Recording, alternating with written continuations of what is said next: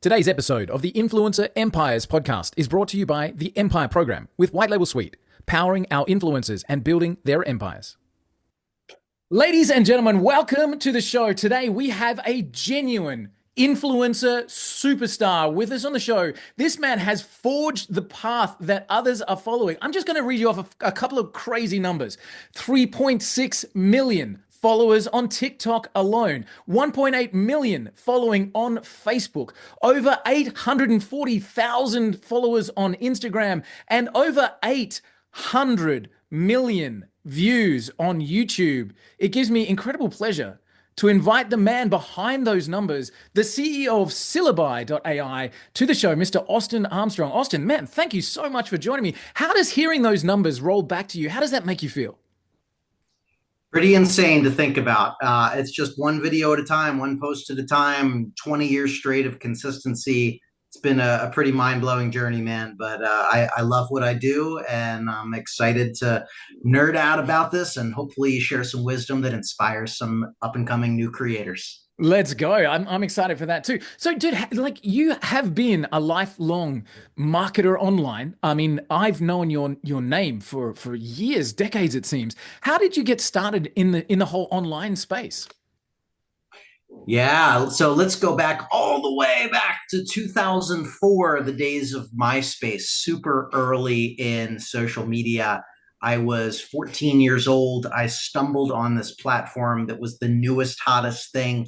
I instantly got addicted to growing a following on MySpace, and I figured out how to monetize that in a lot of different ways. I had several profiles with hundreds of thousands of followers Wow. on MySpace as a 14, 15, 16-year-old, making way more money than I should have. My parents thinking that I was doing something illegal at the time, and borderline maybe some things were a little sketchy at the time, if I'm. But when you're so young, you know those are impactful days. The prefrontal cortex is not done, finished developing, and you're really impacted by your experiences in life. And I just loved that entire process of grinding and finding communities of people that were like me that also were fascinated by growing on social media and what that meant in terms of multiple streams of income. And I more or less have done it ever since. Now, there was a little bit of a down period where it wasn't a full focus in my career, because if I'm being honest, nobody told me that this was a career path. It worked for a while, and then I stumbled back into it about 11, almost 12 years ago when I moved out to California, started an internship at a video marketing agency. And now I've been very, very consistent with video and social media for 11, 12 years since. But yeah, there was probably a 3-year gap in between where I was still active on social, but I wasn't growing it, so to speak. But yeah, those were the early days. I big friend to Tom, and I just I love those days. Wow, amazing. So you're talking about, being 14 years old and getting this incredible traction online. You got 200,000 people following you all the way back in the MySpace days, which for those who are just tuning in the influencer space getting started today, this was the precursor to Facebook. So, dude, like did that affect your daily life? Were you suddenly the guy and everybody was coming to you even way back then? I lost a lot of friends that way. Real? Okay, tell me about that. Well, like why? What happened? Yeah, so if you remember how Facebook or how MySpace worked, is you posted to this message board area, and that was kind of your feed, if you will. The For You area was a separate message board area, and so like all of my friends and whatnot were connected on MySpace at the time, and some friends and family members were. And once I started to growing, you basically just spam post Hmm. to help each other grow. So we would be in these AIM community. I'm really aging myself here if there's any new content. But we jumped into AOL Instant Messenger AIM group chats every day, and we'd go down the list of, here's my HTML code that has a follow Austin and some graphics and stuff on it. And everybody in the AIM group chat would share my profile with some information, and then it would be their turn. And we'd go down this list and we'd share a bunch of posts. And so in a row, like on any given day, I would be sharing 20, 30 posts. And that's just to help each other grow. Never mind, we did this multiple times. And then I was promoting local bands and t-shirt companies and doing email lead gen. I even had an early software company that helped other people grow on MySpace back in the day. And so at school, like nobody knew what was going on. So I got made fun of. I got teased. People hated it, and they're like, shut up. I hate this. So like you're spamming my message board feed. All I see is you. Nobody understood. But I didn't really care. Right, because the bank was rolling. Because I'm like, I'm sitting there. I'm like, I just made $250 today as a 15-year-old from posting on MySpace. Like, what have you done? Right. Damn, I love it. That's amazing. So, obviously, when MySpace, got taken over by the other platforms, so you had that break, but did you have some sort of structure that you went into the other platforms with that allowed you to do the same thing again and again? Not really, to be honest. So this was pre-video, and so I got on YouTube pretty early. I think 2006 when it first started to grow, and I had a couple videos on there, but it was more like friends doing stuff together. Nothing really crazy or driven whatsoever. I had jumped over to Facebook at that time, and I remember having created a couple like pages to follow, just like meme type pages back in the day. But I didn't get a whole lot of traction. If I'm being honest with myself, like I didn't really go into those platforms with the same intention of growing. And Right. I don't really know why. I think just in my head, it would, this time had passed. And Right. now, Yeah. like, As you said, it's like nobody gave you this as a career path. It was like, yeah, I didn't have any mentor in my life at the time that was like, no, keep doing this. You're onto something. Social media is going to be huge. Just stay consistent. I came back to that. Fortunately, this was definitely my path in life. But yeah, at the time there was not a smooth transition. mm, mm. There was years of getting back on the horse, so to speak. It wasn't an easy transition at all. So it's interesting that like you mentioned that you had that little break and you actually got picked up by a video agency. So you were doing video marketing, video SEO, video production, video as an agency for clients.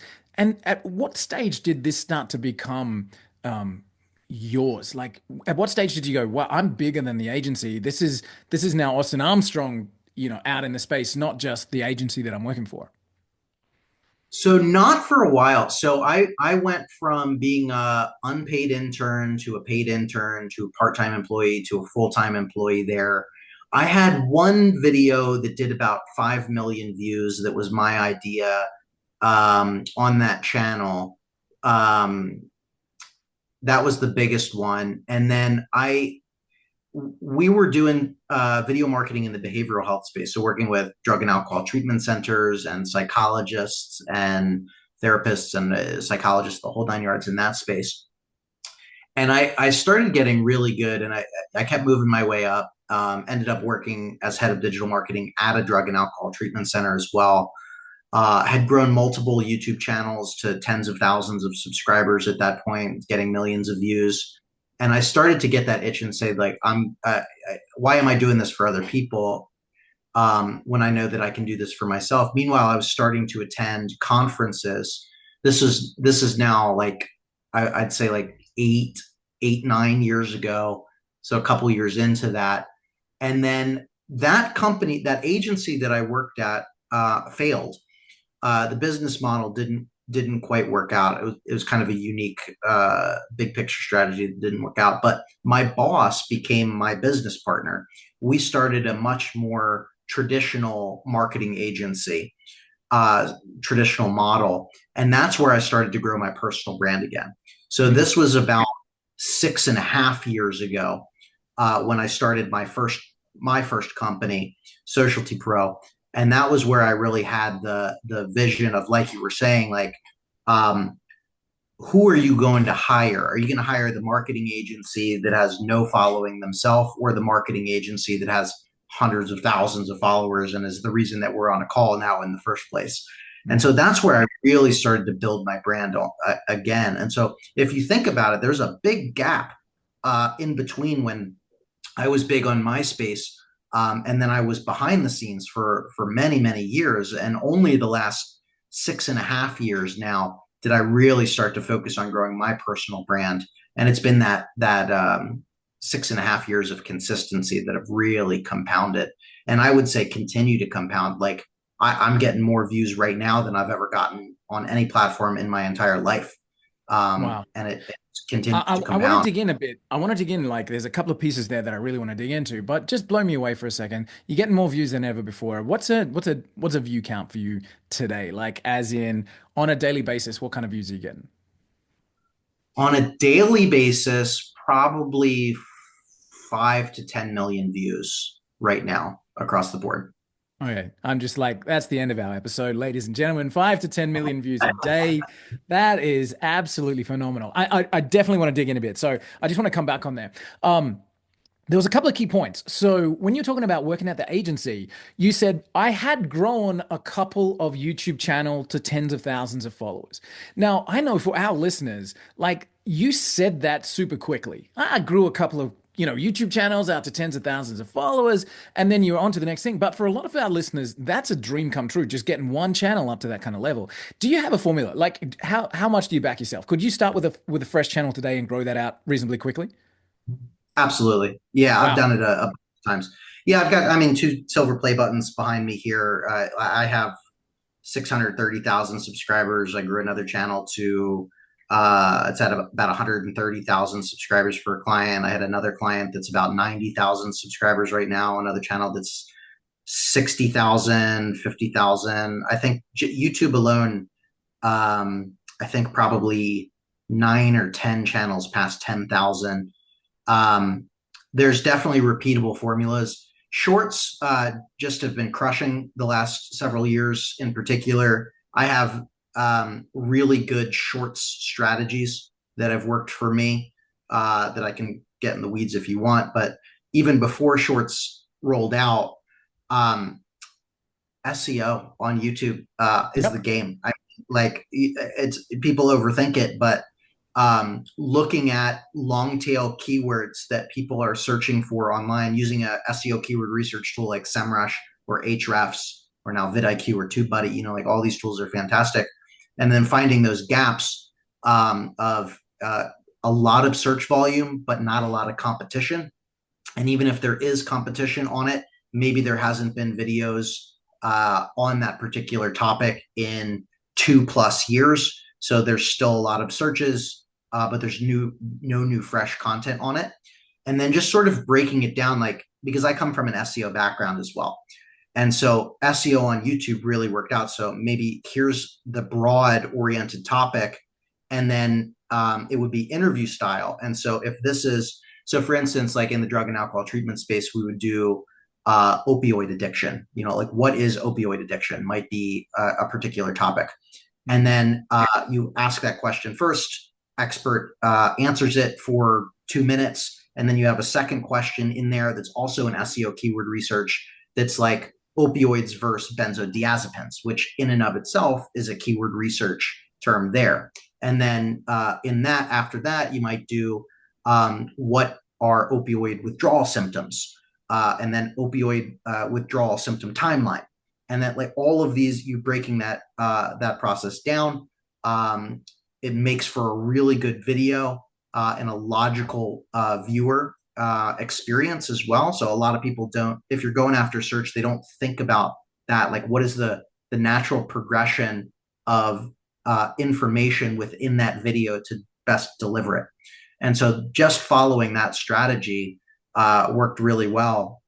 Another like overarching content strategy that we really followed is when we would onboard a new client, we would go over 4 or 5 core pillars of things that you can talk about. So another example of, say, maybe a therapist, they could talk about depression topics, anxiety topics, relationship oriented topics, narcissism oriented topics. And so if those are our 4 or 5 broad categories, then you do that keyword research and topic research and competitor research on what are the top performing videos and topics in each category.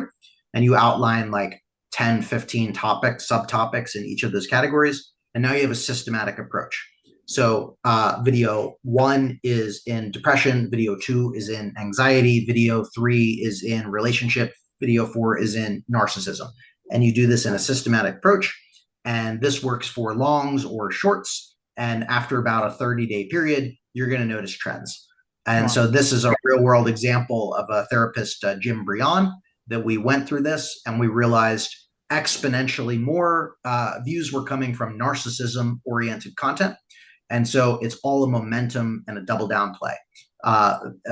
Content in every format feeds off of your previous content. And so if you stack the odds in your favor, so you do all of the upfront research, you make assumptions, and then you see and notice those trends of videos and content that perform best, and you double down to test that assumption, and you continue to ride that momentum until it no longer works. And then you go through that A to Z process again. Wow, amazing. And do you still live that today with the content that you're producing in terms of, a lot of, I think I've done a whole series of interviews with some of the top YouTubers in the world. And I think one of the biggest pieces of feedback that we kept getting back after interviewing some of those legends was, oh my God, I didn't realize it was actually so much work to be an influencer. So as a content creator today, Austin, are you still researching your topic, or are you just point and shoot now? Are you at the point where momentum has taken over? Do you have a team that's outlining the pillars and doing the same thing? Or is it like, what's your strategy today? Is it still the same? No, it's a lot different. I mean, we've entered an AI era now. I use AI to assist me in most things. Content creation is definitely my creative outlet. I sometimes use editors. I use editors for my long form content. I still edit my own short form videos. I've gone back and forth on it a little bit. I just like to do it. So there are certain things that I delegate out.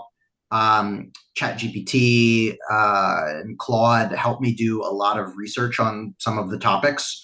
I do a lot of my own research. I'm very much on the fly with content, though. I've made thousands of videos. I know what styles of videos, the formatting, I've got it down to like if I, for instance, for me, a 49-second video that gets 37 seconds of view duration, I know that like 60% of the time is going to crush it. Yeah, right. Okay. Really paying attention to the metrics. And so like that is always a North Star short for me, is I try and get it as close to 49 seconds. And I try and work in micro hooks and clips that are the exact same length to stack the odds in my favor. Like that's how sort of meticulous that I get with it sometimes. Not every time. It's amazing. But like you're doing that on the fly because you've got the foundation.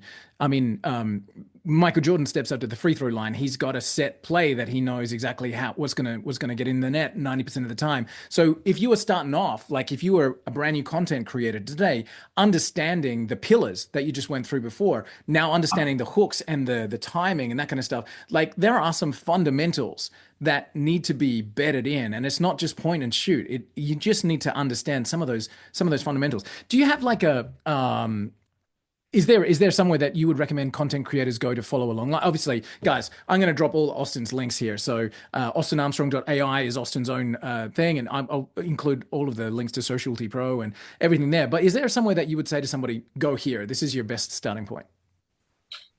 I would say right now it's my Facebook profile. Yeah. That's where I'm spending the most amount of time creating every day. I post like 5 to 6 times a day, every day. On Facebook, all different formats of content on there. Nice. It's where I'm getting the most amount of views. My attention goes to where attention is.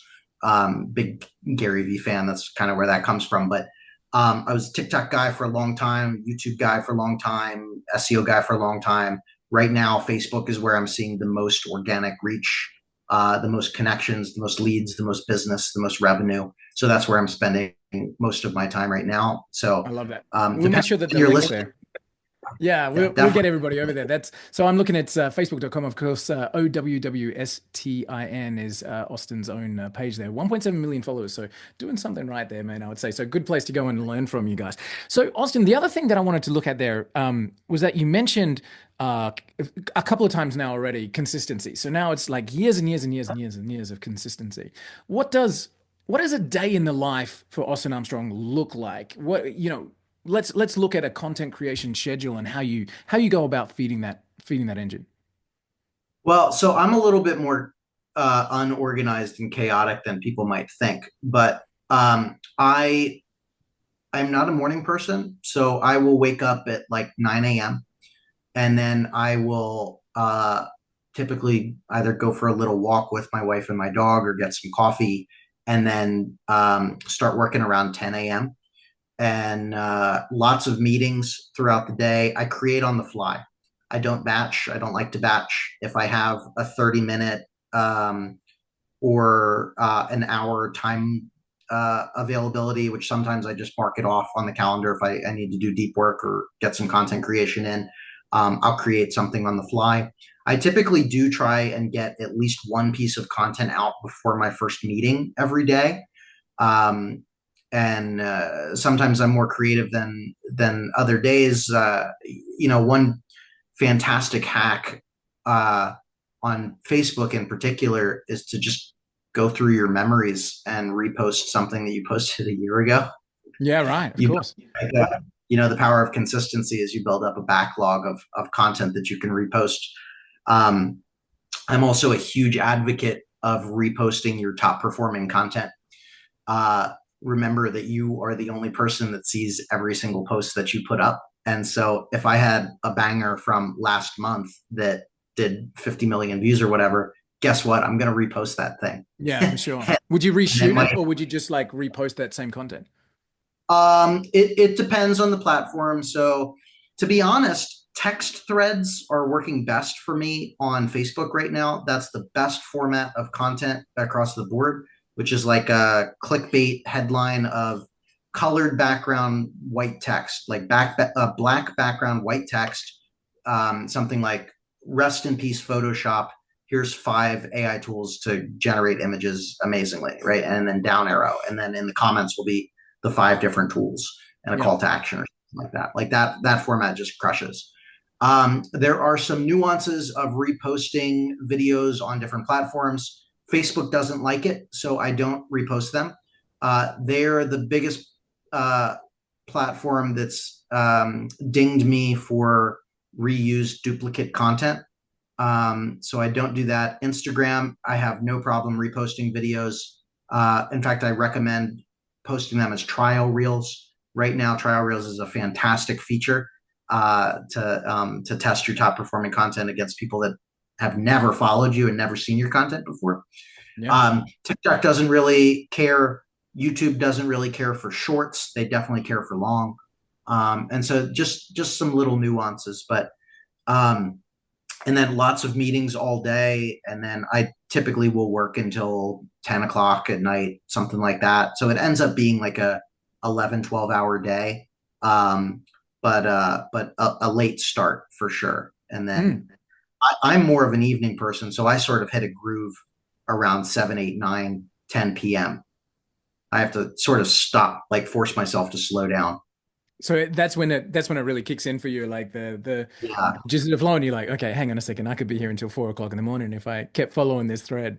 Yeah, I know the feeling. absolutely. That's kind of my flow state is in the evening. Some people are morning people. I am not. I am just slow ease in all day, and then Power eight up at the 9. end. Yeah, yeah, I exactly. love it. I love it. I love it. So as we're recording this is mid 2025. As we're recording this, you have been now at the helm of an incredible tool with Syllabi just for 2.5 years. You started up this amazing AI based video application, and of course, you're one of the pioneers in the space. There's been a lot that's come after you, but how is Syllabi now reflected in your daily life as a content creator and as a CEO of a powerful AI company? Like, how do you balance those two things together? Well, it's been an amazing journey. I mean, this is my second company, my first startup. So it's a really unique new space for me, even though it's been, 2.5 years since we launched, 3 years since I've been working on it. I love it. I mean, I took everything that I just said, basically the A to Z process of doing keyword research and creating content and staying consistent, and I turned it into syllabi to help other people have all of the right topics and ability to create consistently across an omni-channel approach, every social media platform. I use it. I love it. I create. I manage. I manage three faceless YouTube channels, and our team in general across the board, we manage like 50 faceless YouTube channels. And it's honestly just inspiring to see people in our Facebook community and online every single day start to create videos, and are monetized, and they've never been able to get out of their own way to start creating content before. And so that's what really inspires me. Um, but how I'm able to balance them is through delegation, is the Yeah, of real course. answer. Yeah. There's a great book that came out a year or two ago now, Buy Back Your Time by Dan Martell. Brilliant. Love One it. of my favorite recent books. And there's like one big concept in that book of time inventory, where you just, from the moment you wake up until the moment you go to sleep, for like a week straight or 2 weeks straight, if you can make it that far, just put a start time and an end time, list the task out, and then rate it as well, of how much enjoyment does it bring you, how much is it worth of your time, do you like doing it, do you not like doing it, grade all of this out, and then start to figure out like what can you delegate out to other people so that you can buy back more of your time to Mm. focus on what brings you the most enjoyment and what gets you the most positive ROI. And for me, what I get the most ROI on and the most enjoyment out of is content creation and doing amazing podcasts like this with you and doing public speaking engagements. I love that stuff. That is my zone of genius. That's where I come alive. And so I brought on multiple business partners to focus on things that I am not good at. We have a pretty sizable team now. We're over 20 people, so that I can hyper focus on doing what I'm good at, and it's marketing and what I love to do. So that's kind of the balance in the day to day. I love it. So I'm a huge Dan Martell fan. I think I've got Buy Back Your Time on repeat on my Audible. So when I'm walking in the Good. morning, so I'm thinking back like 2.5 years ago, you started Syllabi. It would have taken you blood, sweat, and tears to get it off the ground, and now you've been able to put the team in place and refocus back on being that front face, bringing that the natural subscriber growth from your activity into Syllabi, which is an amazing thing. So for all our listeners, for the people that want to be influencers, who are influencers, and they're getting started with that kind of world, you monetize your fame.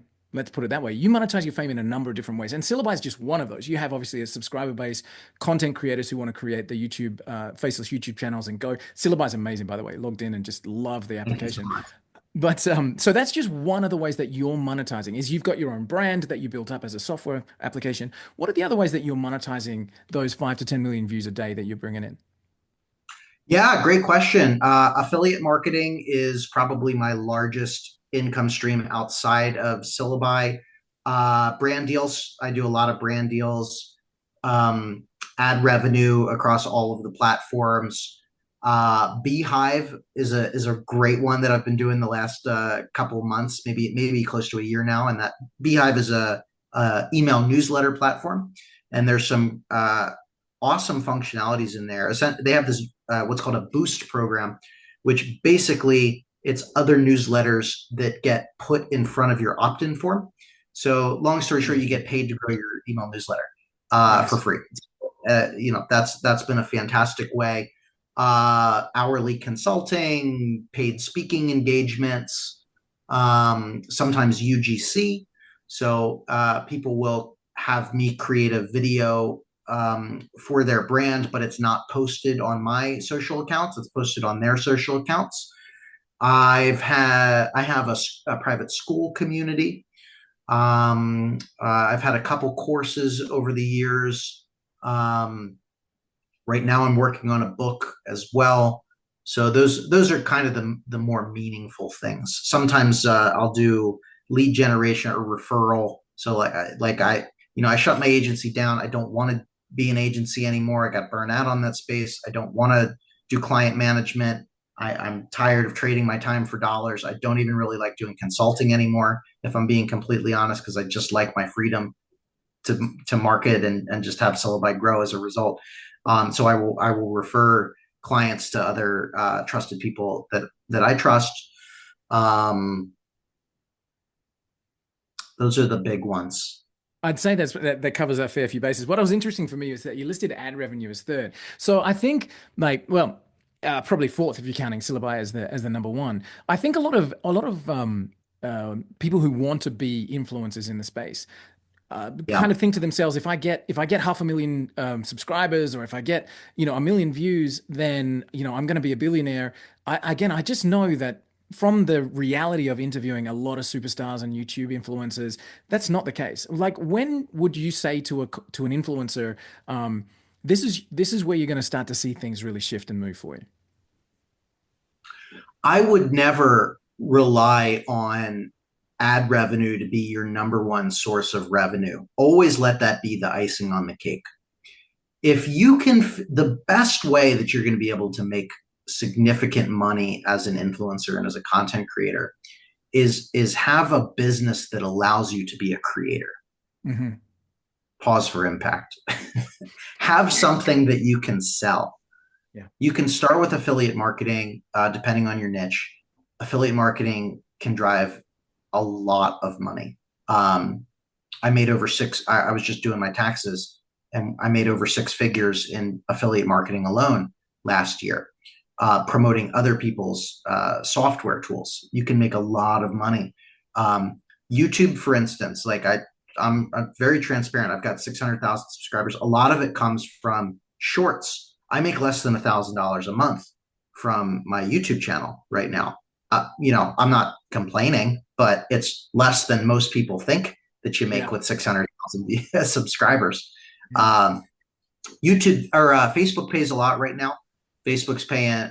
Last month, I made about $9,400. So Facebook's paying a significant amount of money to creators right now.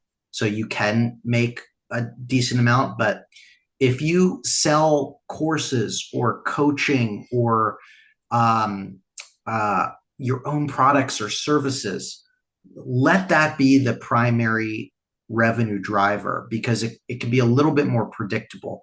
Ad revenue has highs and lows. Affiliate marketing is good if you're promoting SaaS tools because it is recurring and it becomes predictable. Brand deals can have highs and lows. Sometimes you'll get, 2, 3, 4 brand deals a month, and then you'll get nothing for 2, 3 months or whatever. So if you can find something that you enjoy to create content around, and you figure out how to sell something that really genuinely provides value or helps your audience, that's where meaningful revenue can come from. Let all of the other things just be icing on the cake. All of Okay. these Yeah. multiple streams of income build on top of each other. But if you only rely on one, and so many content creators just think that, like, as soon as I get monetized on YouTube, my life is going to I'm change. done. And they spend Yeah. 2 years getting the 1,000 subscribers and 4,000 hours of watch time. They're finally approved, and the first paycheck comes in, and it's like 67 cents, and it's like, oh, it's So so yeah, it's rough. like I remember I was interviewing Eric the car guy, and I asked him the question of ad revenue, and this was the week that he got more views than Top Gear, and he was like, that particular week, my ad revenue was something like $614, and I was like, yep, there you go. And then he was like, and in that same week, I think it was Jaguar and Audi rocked up with two new cars and just dropped him off at his house with a bow on top and said, please review. So it's like brand deals taking the cake. So Austin, tell me, what's the deal that surprised you? What at what point did your phone ring, your email went off, or Instagram, or a notification somewhere, and you answered that, and at the other end of that call was a deal or a connection that made you go, whoa, that was huge. The one that immediately comes to mind is before I had a lot of success on social media. I was creating on YouTube, I was creating really targeted videos in the SEO space, just as I was talking about. And it was a video about drug rehab SEO to get more clients. And that video at the time had probably 300 or 400 views. But I got an email from somebody that had seen a TikTok video, gone to the YouTube channel and watched that YouTube video, sent me an email, and it turned into a $15,000 consulting contract to come in as a high level consultant for 3 months to oversee their marketing team because those videos proved my expertise in that industry. And so that's another thing that a lot of influencers don't think about is it doesn't, you don't have the viral numbers, the vanity metrics are cool. It's nice to have. It's nice to say I have 3.5 million followers. Great. But you don't need that to make significant revenue. A video that had 400 views led to $15,000 contract. So amazing things like that can happen if you're hyper focused. There was a word there that I just want to focus on, which was they focused on your expertise. It wasn't the 300 or 400 views. It was the expertise that was behind the video that led to the consulting. I think there's a lot of actually let me rephrase this as a question. How do you feel an influencer becomes an influencer? When we're talking about expertise, there are so many niches out there. There are so many amazing, incredible content creators that have built amazing followings in everything from cooking to business to SEO to makeup. Like there's just an infinite number of different things. How does an influencer create that expertise that allows them to generate the following? Know, like, and trust. Sure, It's almost absolutely. cliche. You have to show up consistently, so they have to know you. They have to like you based on your personality and how you deliver and consistently make an impact in their lives. And they have to trust you. Mm, Trust is the most important factor into being an influencer. If you're trying to influence somebody to make a purchasing decision, they have to trust you. It's not good enough to just put an offer out there and think that it's going to just magically turn into dollars. No, think about it from your perspective. Have you ever just bought something from someone never, like, you've never seen this person post anything before? Are you going to buy it on the spot the first time? No, probably not. Why would I buy this thing? I don't want to waste my money, right? So it takes that consistency of showing up, providing value for free over and over again, proving your worth, staying consistent over and over and over again. Just deliver incredible free value. You can sell the implementation. But if jab, jab, jab, right hook, another Gary Vee reference there, just like 80-90% of the content that you create should just be free, amazing value. Truly try to make a positive impact in the lives of who your audience is. And that's how you build influence. I love it. That's how you're able to sell things. I love it. Dude, how do you feel about being referred to as an influencer? I think it's a little silly, to be honest. I don't call myself an influencer really. I'm just a content creator. Um, I think it does more harm to, or like it inflates my ego more than it should. It's cool. Don't get me wrong, but I don't know. I feel a little, to be honest. Does it weigh on you? Do you have a heaviness that comes with the responsibility of millions of people understand or see your post 5 to 10 million views a day? Do you feel responsibility behind that? No, I'm authentically myself in person and online. And I've made, people have asked me that question of should you use that reach to do something in the world? Um, I could get into politics. I don't want to get into politics because I personally don't care about politics. Thank Sorry, God. even that Yeah. I don't care. I'm just trying to grow a business. But Yeah, I right. could put, I could. um, rock the boat. But that's not what my content is about.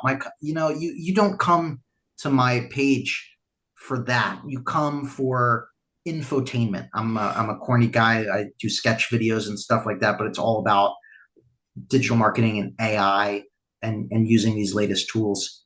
It would isolate and completely take away from the work that I've done by talking about a topic like that. And so, no, it doesn't weigh on me. And I stay in my lane, and I like to stay in my lane because I don't even want to talk about these things in real life, to be honest. Yeah, So, nice. I like it. I like it. Dude, I'm so conscious of your time and I'm really very, very grateful for the chance to hang out with you for a little bit. So I've just got a couple other questions that I just want to dive into a little bit. So sure. let's talk about AI for a second. So obviously Syllabi.ai, guys, you can head over and find out about Austin's own creation platform there, which is incredible.